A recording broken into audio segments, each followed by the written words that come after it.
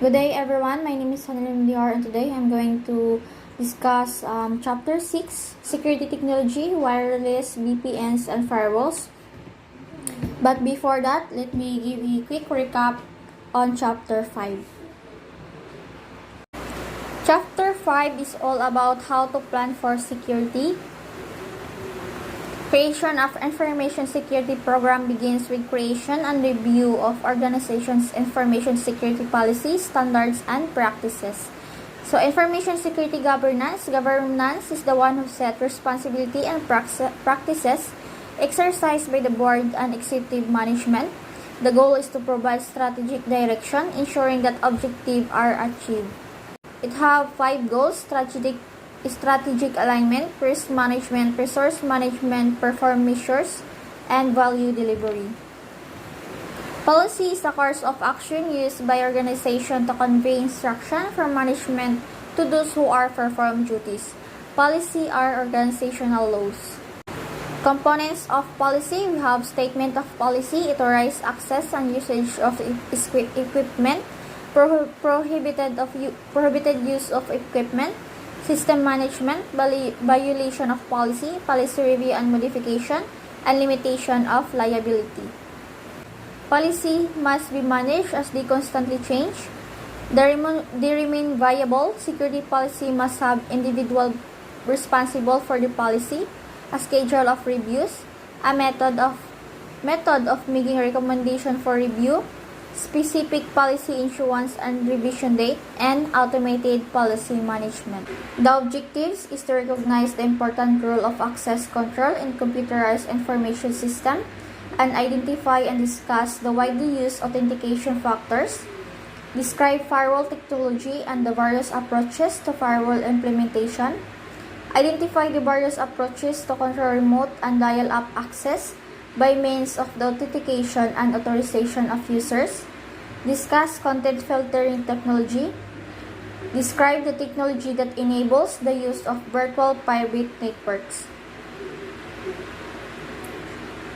Technical controls are essential to a well-planned information security program, particularly to enforce policy for many IT functions that are not under direct human control. Networks and computer systems make millions of decisions every second and operate in ways at speeds that people cannot control in real life. Technical control solutions, properly implemented, can improve an organization's ability to balance the often conflicting objectives of making information readily and widely available and preserving the information confidentiality and integrity. Access control is a method by which systems determine whether and how to admit a user into a trusted area of the organization, restricted areas such as computer rooms, and the entire physical location. Access control is achieved by means of combination of policies, programs, and technologies, and it can be mandatory, non-discretionary, or discretionary. So when we say mandatory, it uses data classification. So they give user and data owners limited control to access to information resources. A variation of this form of access control is called lattice-based access control, which users are assigned a matrix of authorization for particular areas of access. We also have access control list, column of attributes associated with particular objects such as printer, and capabilities of table, the row of attributes associated with particular subjects such as user. Non-discretionary controls. So non-discretionary controls are a strictly forced version of MACs that are managed by a central authority in the organization, and it can be managed on individuals' roles. One of these is role-based control. Discretionary access control. So discretionary access control are implemented at the discretion of option of the data users. The ability to share resources in a peer-to-peer configuration allow users to control and possibly provide access to information or resources. Are all access control we have identification, authentication, authorization, and accountability. When we say identification, it is a mechanism whereby unverified entity that seek access to a resource propose a label which they are known to the system. So, supplicant are the entity that seek a resource. Identifiers can be composite identifiers, concatenating elements, department code, random numbers, and special character to make them unique. And some organizations generate random numbers. Next is authentication. Authentication is a process of validating a supplicant purported identity. There are three widely used authentication or authentication factors. We have something a supplicant knows, something a supplicant has, and something a supplicant is. Something a supplicant knows. These factors of authentication relies upon what the supplicant knows and can recall. One of these are password and passphrase. So when we say password, it is a private word or combination of characters that only the user should know. A password should be difficult to guess, which means it cannot be a series or letters or a word that easily associated with the user, such as name of the user's spouse, child, or pet, nor should a password be a series of number that is easily associated with the user, such as phone number, social security, or birth date. The password must be something the user can easily remember, which means it should be short or easily associated with something that the user can remember. Next is passphrase. So passphrase is a series of characters, typically longer than a password, from which a virtual password is derived. Something a supplicant has. This authentication factor relies upon something a supplicant has and can produce when necessary. One of these is smart card. It contains a computer chip that can verify and validate a number of pieces of information. Synchronous tokens. So once synchronous tokens are synchronized with the server, both device, server, and tokens use the same time or a time-based database to generate a number that must be entered during the login phase. Asynchronous tokens, which don't require that the server and tokens all maintain the same time setting, use a challenge response system in which the server challenges the supplicant during login with numerical sequence. Authorization. Authorization is the matching of authenticated entity to a list of information assets and corresponding access label. Authorization can be handled in one of three ways. First is authorization for each authenticated users, which the system performs an authentication process to verify each entity and then grants access to resources for only that entity. Next is authorization for members of a group, which the system matches authenticated entities to a list of group membership and then grant access to resources based on the group access right. This is the most common authorization method. And lastly, we have authorization across multiple systems, in which a central authentication and authorization system verify entity identity and grant in a set of credentials. Accountability. Accountability is also known as auditability. It ensures that all action in the system, authorized or unauthorized, can be attributed to an authenticated identity. Accountability is the most accomplished by means of system logs and database journals and the auditing of these records.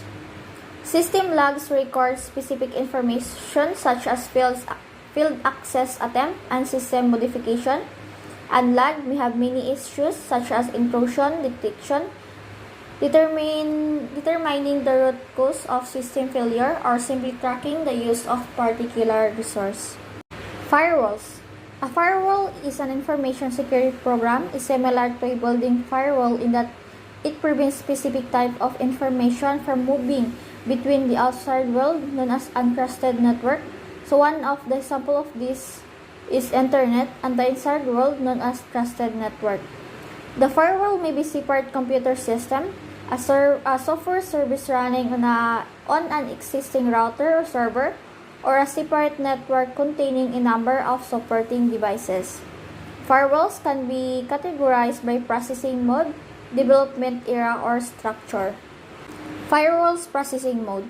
We have 5 processing modes by which firewalls can be categorized. First is packet filtering.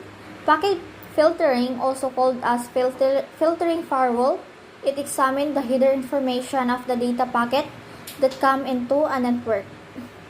A packet filtering firewall installed on a TCP or IP-based network typically function at the IP level and determine whether to drop a packet or forward it to the next network connection based on the rules programmed into the firewall. Most often based on combination of Internet Protocol source and destination address, direction, which is inbound or outbound, transmission control protocol or user datagram protocol, source and destination port requests. A simple firewall model enforces rules designed to prohibit packets with certain addresses or partial addresses. There are 3 subsets of packet filtering firewalls. First is static filtering. It requires that filtering rules governing how the firewall decides which packets are allowed and which are denied are developed and installed. Next is dynamic filtering. Allow firewall to react to emergent event and update or create rules to deal with event. Next is stateful inspection. The firewalls that keep track of each network connection between internal and external system using state table. So this is the IP packet structures. As you can see, it has header version. It has 4 bits. Header length 4 bits. Type of service 8 bits, and type of service 16 bits with a total of 32 bits. So this is the TCP packet structure. So from 0 to 16 bit is the source port, and 16 bits to 31 bits is the destination port.